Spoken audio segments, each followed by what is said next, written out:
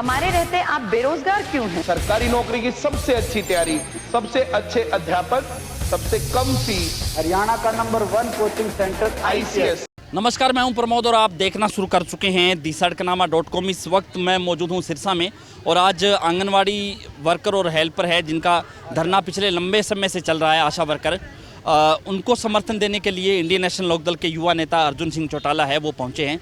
मैं आपको तस्वीर है वो लघु सचिवालय सिरसा के दिखा रहा हूं, जहां पे आशा वर्करों का जो धरना है वो चल रहा था, उनको समर्थन देने के लिए पहुँचे हैं। अर्जुन जी, क्या लग रहा है आज आशा वर्कर, आंगनवाड़ी वर्कर, हेल्पर और जो है लंबे समय से जो कर्मचारी हैं वो सरकार के खिलाफ धरना दे रहे हैं, क्या लग रहा है? सरकार से कई बातचीत हो चुकी है, कई दौर की इनकी, लेकिन सरकार जो है विज्ञापन जारी कर देती है कि हमने बहनों के लिए ये कर दिया, हमने बहनों के लिए ये कर दिया, लेकिन बहनें उस चीज़ से संतुष्ट नहीं हैं।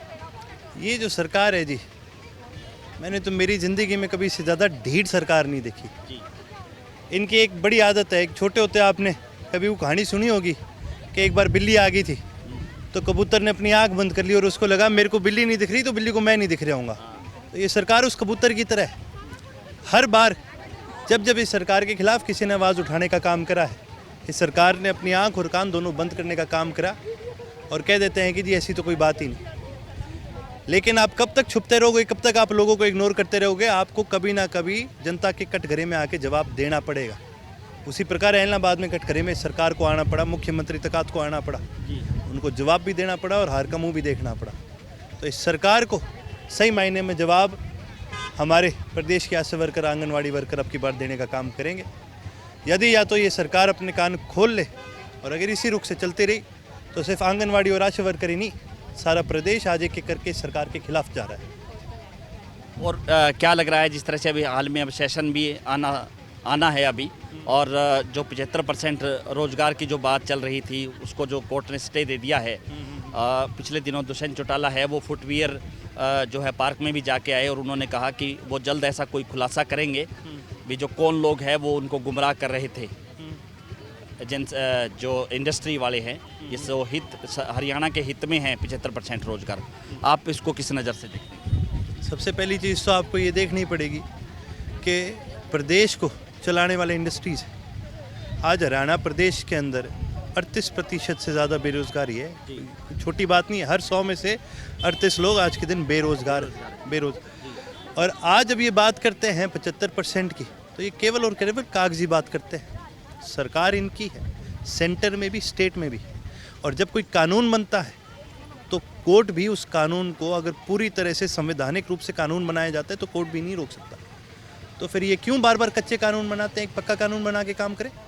ये पॉलिसी बना रहे हैं, कानून नहीं बना रहे। दोनों में बहुत बड़ा फ़र्क है। पॉलिसी को कोर्ट रोक सकता है, कानून को नहीं रोक सकता। और अगर ये बात करते हैं खुलासा करूँगा, कब कह रहे हैं? कल करूँगा, परसों करूँगा, अब कर दो।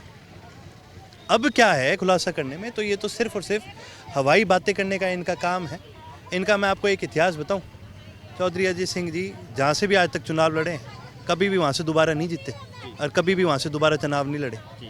ये एक बार लोगों को गुमराह करते हैं, फिर उसके बाद अपनी सीट बदल के कहीं और भाग जाते हैं। ये इस प्रकार के लोग हैं। तो मैं तो आज इनको भी एक ही चीज़ कहूँगा कि आप जिस आदमी का नाम लेते हो, जननायक चौधरी देवीलाल का नाम लेते हो, थोड़ी शर्म करो और कहीं ना कहीं उनकी नीतियों पर आज भी शायद तुम्हें लोग माफ़ कर दे, चलना शुरू कर दो। शराब पीने की उम्र है, उसको अध्याय को मंजूरी मिल गई है, 24 से 21 साल कर दी है। तो वो तो शुरू से ही चाहता था, ये ठेके ये खोलने चाहता था, कोरोना में दारू की उम्र कम करना चाहता था। इसका बस चले ये तो दिन में और क्या, ये तो 18 साल से भी कम वालों के लिए शराब चालू कर दे। ये तो चाहता है कि प्रदेश के अंदर जितनी ज़्यादा हो सके शराब बिके। बहुत शर्म की बात है। प्रदेश के अंदर, देश के अंदर जब ये कानून बना था तो इस हिसाब से बना था कि शराब को हम एक समाज के अंदर एक गलत चीज़ के नज़रिए से देखते हैं। ये बड़े वादे करते थे, ताई इंद्रों का नाम ले लेके कि भाई हम तो ठेके बंद कर देंगे। गाँव के बिल्कुल अंदर आज के दिन ठेके खोलने का काम करा है। ये तो चाहते हैं शराब की बिक्री हो, तस्करी हो, जितनी ज़्यादा बिके, क्योंकि इसका खुद का हाथ है इसके अंदर। इंडियन नेशनल लोकदल ने पिछले जो है लंबे समय से जो है हरियाणा के तमाम जो हल्का वाइज जिला स्तर पे तमाम मीटिंगें हो रही हैं। हाल ही में जो 5 राज्यों के चुनाव के नतीजे भी आने बाकी हैं। आगे जो है किस तरह की जो है रूपरेखा है हरियाणा में इस राजनीति को लेकर के रहेगी? देखिए, इंडियन नेशनल लोकदल की हमेशा से एक ही पॉलिसी रही है। हम जनता के बीच में जाने में विश्वास करते हैं, जनता के बीच में रह करके हम काम करने का विश्वास करते हैं। आज हमारा संगठन दिन प्रतिदिन बढ़ता जा रहा है। दिन प्रतिदिन संगठन के अंदर नए साथी जुड़ रहे हैं और पुराने साथी वापस आ रहे हैं। लोगों ने कांग्रेस को, जजपा को, भाजपा को, सबको पिता के देख लिया। इनसे नहीं पार पड़ती।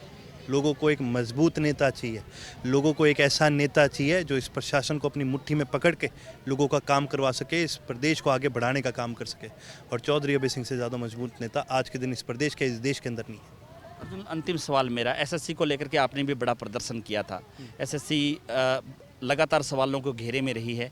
इस बीच है वो लगातार रिजल्ट भी निकाल रही है। 2-3 दिन पहले MPHW फीमेल का जो नर्स, जिसको ANM कहा जाता है, मल्टीपर्पज़ हेल्थ वर्कर फीमेल, लंबे समय से इंतजार कर रही थी, उनका रिजल्ट आए, रिजल्ट घोषित भी हुआ। लेकिन अब आरोप ये लग रहे हैं कि जो सोशल इकोनॉमिक यानी जो क्राइटेरिया है, जिसके 10 नंबर दिए जाने थे, उस जो है एसएससी ने इसका खुलासा खुद ही कर दिया। उन्होंने वेबसाइट पे जो जानकारी डाली तो उसमें बहुत से ऐसे कैंडिडेट हैं जिनके 10 मार्क्स ना हो करके 10 से ज़्यादा मार्क्स उनको दिए गए हैं।